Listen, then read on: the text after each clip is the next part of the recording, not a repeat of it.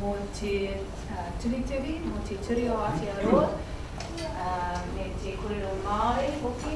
Aha ko Waikato, te whare wānanga, no kei noho mātou ki roto rua nai nei. Nō reira, ko Ngōngo Taha te maunga, ko te awa, ko Utihina te awa, ko te hofting, te waka, te waka te katoa. I'd like to begin with a taki whakaaro, whakatauki, a thought, ko taku reo, taku oho, ko taku reo, taku māti I mauria. My language is my awakening. My language is the window to my soul. So I'm very scared about time, so I'm just going to blaze here quickly through my whole contextual stuff and basically say there's a lot of parallels between deaf and Māori linguistic oppression. Just trust me. And something that I've become very conscious of as I research my accessibility in other countries is what I've come to think of as the colonial model of accessibility. So I asked myself, how can script writing embody kaupapa Māori through performed visual languages? And how can the aesthetics of accessibility strengthen the use of Te Reo Māori? So I developed what I call Takitoru Dramaturgy. The literal translation of Takitoru as a noun means a group of three people, or as a modifier, it means threefold. And so it seems fitting to me that an oral name for my trilingual dramaturgy speech should be in Māori, not in English. And as Te Reo Māori is such a dense language, there's of course a traditional aspect to this. The tukutuku is also a weaving pattern which is used on crossbeams and tukutuku panels of the meeting houses where single stitches across the panel are used in groups of three at alternate angles and represents communication, identification, and special personal relationships. So Takitoru Dramaturgy functions in a prismic manner, with constant give and take between performance behaviours and written script. Although the linguistic focus of the performance discourse should shift and weave throughout the action, the narrative and performance overall should always be Māti Takitoru Katoa for all three. So the creative component of my doctorate involves developing an original trilingual script for New Zealand Sign Language, Te Reo Māori and English combined. And this final piece, titled Tanumia o Koiwi, or Bury Your Bones, is a trilingual script, and it follows a young Māori woman named Briar who is dying of terminal cancer. In her last month of life, she befriends a fellow hospice patient, a deaf comedian named Vic, and the two develop a friendship across linguistic barriers. And she's already learning Te Reo Māori, she's translating Te Reo Māori, and then she also begins to learn signs so that they can communicate. And then when Vic's multilingual friend Eddie comes along to visit, she is able to translate between the languages, as well as revealing her own secrets of immortality to her dying friend. So one of the first creative decisions I made was to write the main deaf character for a specific actor. So I wrote it for Sean Fahey.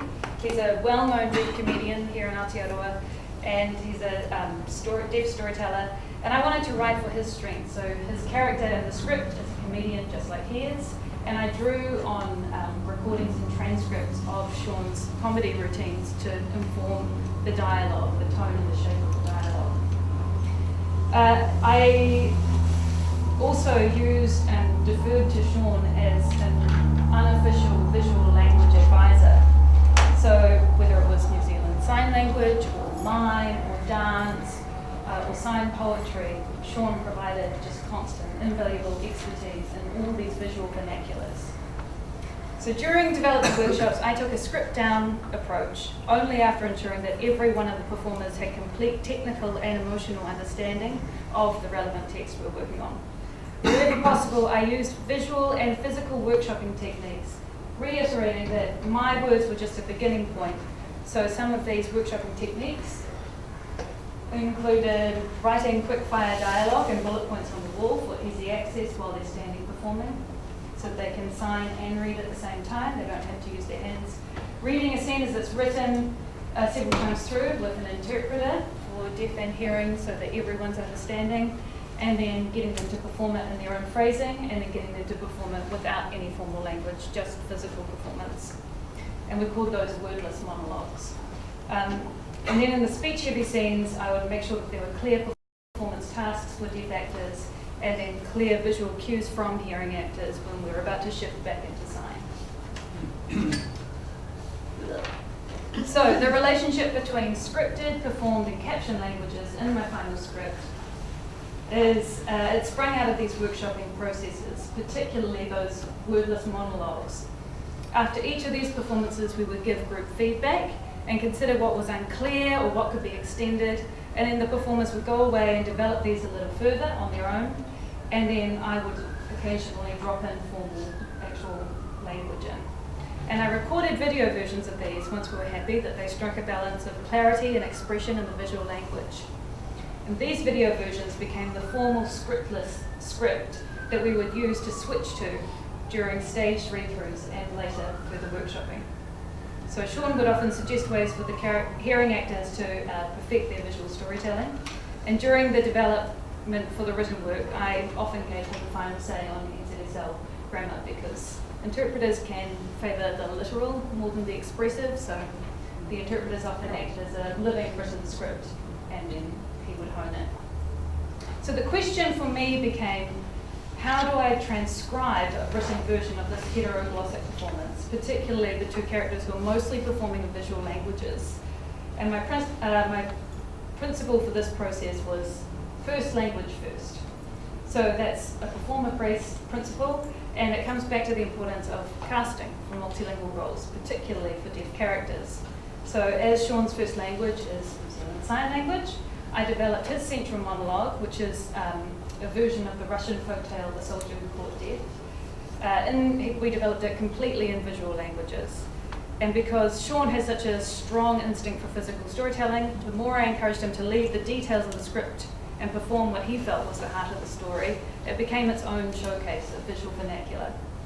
And it just moved seamlessly between physical registers. So one of the major changes is in this section of the monologue.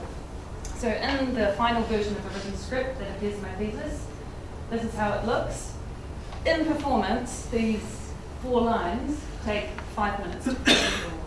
And that's simply because of the linguistic differences between English and visual vernaculars.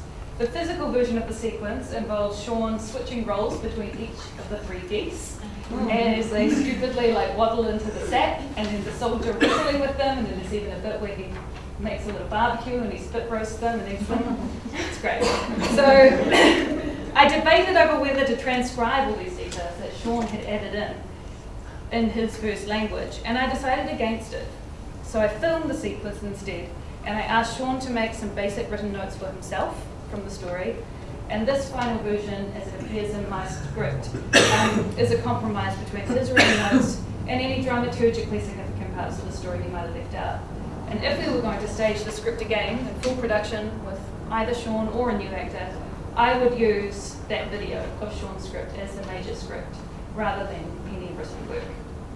So by contrast, the scripting for the hearing character Eddie's monologue, although also performed completely in visual language,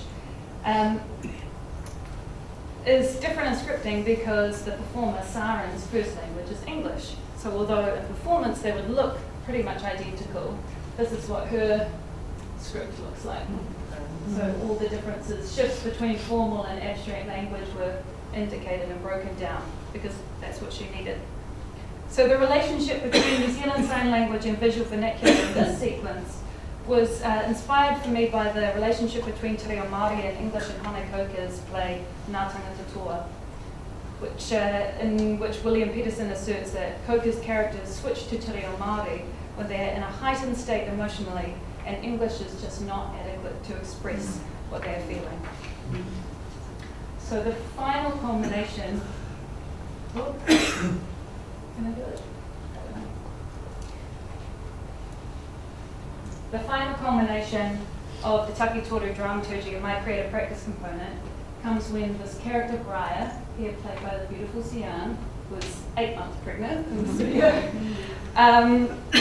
This is a video from our workshop of the wordless monologue where she's performing a purupuruaki at the hospice for saying goodbye to her life, basically.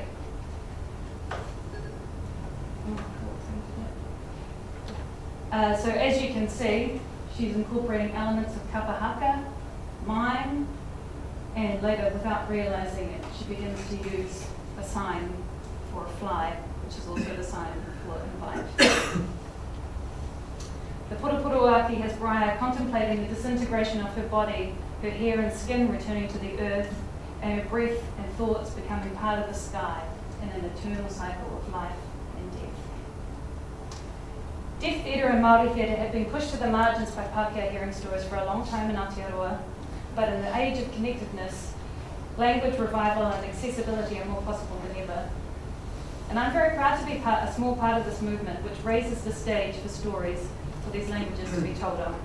As UK playwright Kate O'Reilly has said on her own writing for speech and sign language combined, the intersections of these languages and their differences are actually provocation for new and exciting dramaturgies to emerge from. Everyone gets the same information, she says, just not at the same time.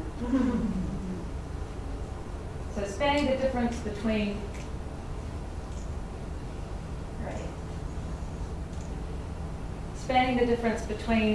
languages and cultures, Takitoru Dramaturgy basks in the limited spaces between these distances, awakening and framing stories through these three languages. Now making the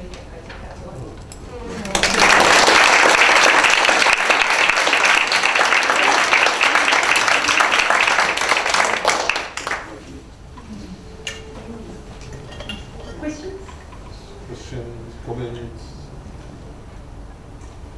You have more time. Do I have any time? Yes.